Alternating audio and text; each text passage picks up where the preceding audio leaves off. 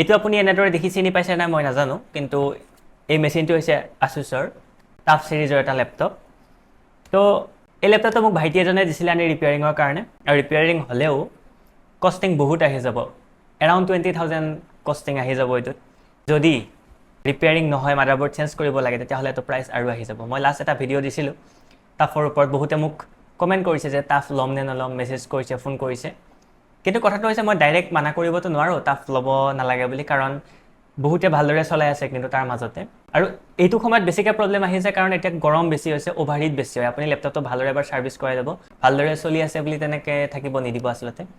যেতিয়া লেপটপ এটা নহ'ব বুলি ক'বলগীয়া হয়, সেই ফিলটো, সেই অনুভৱটো মই বুজি পাওঁ একচুৱেলি। এই ভাইটিজন বৰ্তমান যিটো বিপদত পৰিছে, প্ৰায় 1.5 বছৰ 2 বছৰ আগত 60-70 হাজাৰ টকা দি কিনা এটা লেপটপ এতিয়া কমপ্লিট ৱেষ্ট হৈ গ'ল।